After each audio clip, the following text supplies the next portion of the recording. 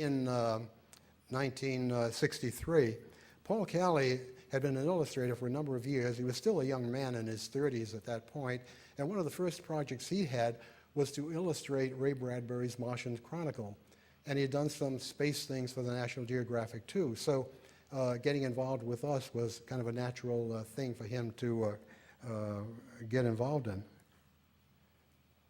And one of the things that Paul was fascinated by was the enormous power generated by the Mercury Atlas launch vehicle. And he'd called me after he'd gotten back to Connecticut to his home, and he said, "Can you get me film from one of the launch pad cameras so that I could really see what this looks like when this thing goes off?"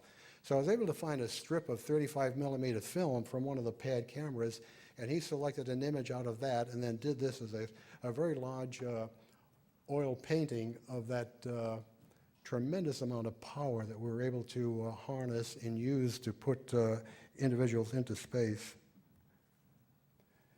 Now the chap that I had in the Pacific waiting for the splashdown was Mitchell Jameson. I said he was a professor here at the university.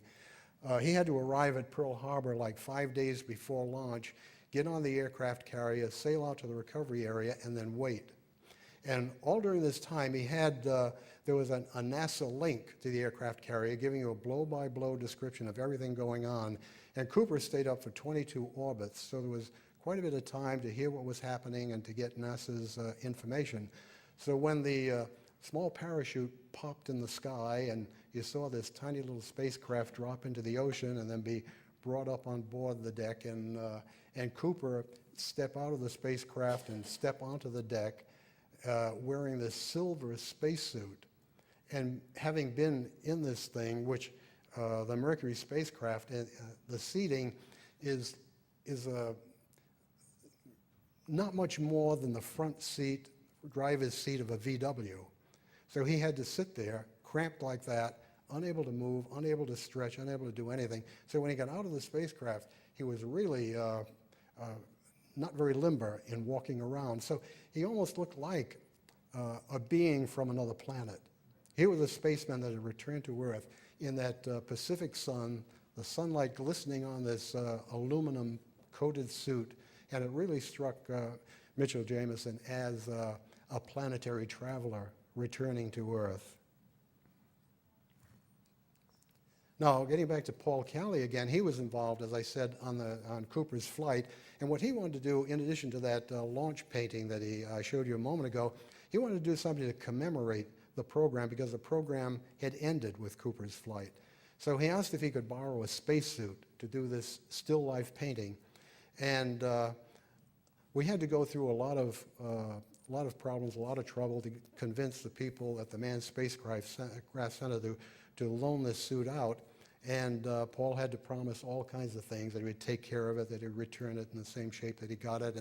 And he was able to get Gordon Cooper's suit and helmet and gloves, and he set up this still life to do it. And he called it The End of the Beginning, and another title it was used was Knight's Armor, because it did seem to impress us too as one of these things from that period of history when they donned these silver suits and went out and did battle.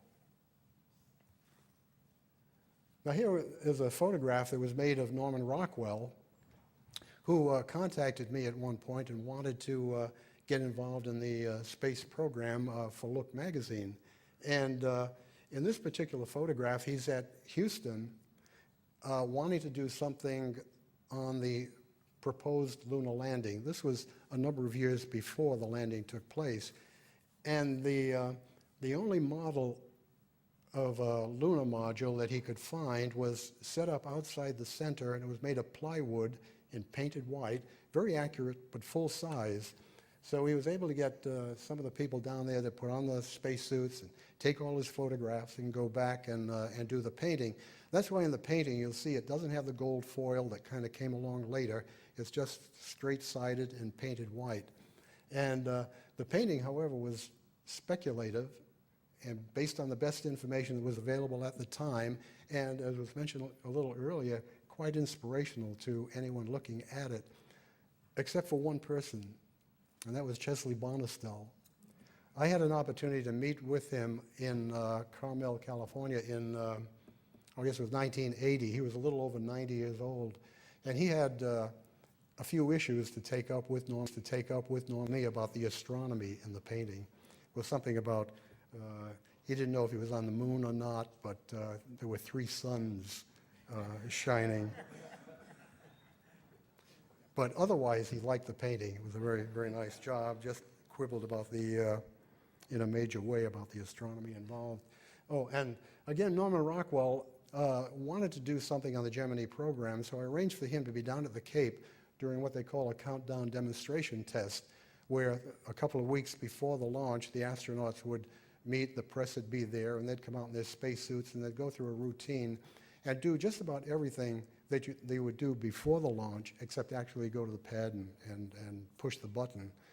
And so Rockwell arrived down there with his photographer, and they took lots of photographs of John Young and Gus Grissom getting suited up and going through whatever they do before going to the launch pad.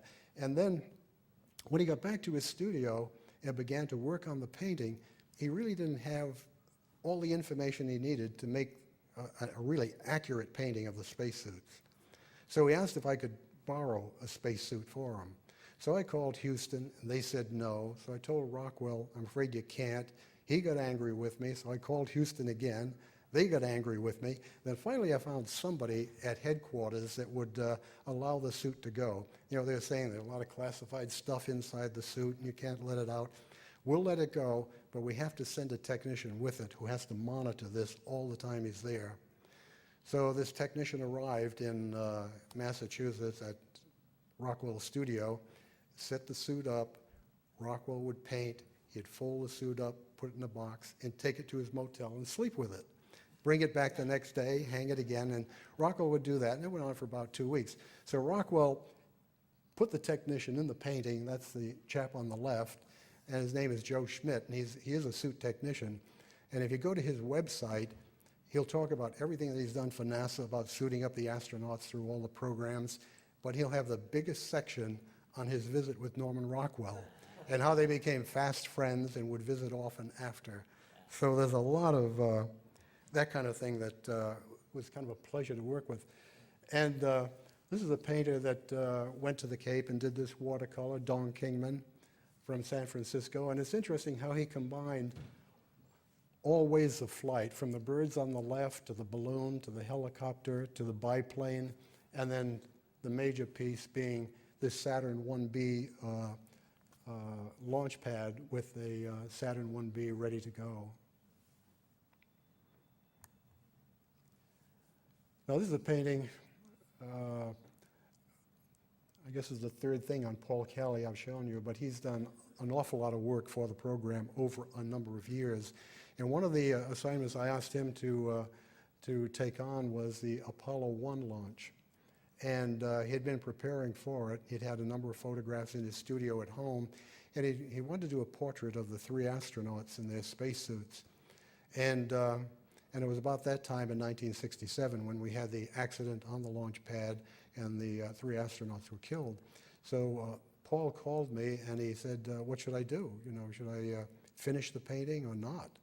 And the way he worked on the painting was to do a number of drawings, put them on tissue paper, and then mount them and move it around to get the best composition that he could get. So he had all this done. So that's why you see several different layers and overlapping and kind of a reverse approach, a negative approach on it.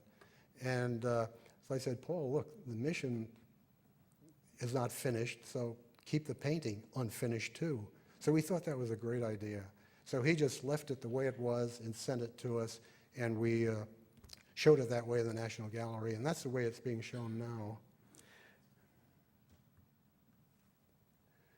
A painting by Bob McCall after Apollo 8. What he was showing here was the return from lunar orbit, where they fire the engines on the backside of the moon. And if you remember, they really didn't know if that engine had worked until they came around the corner.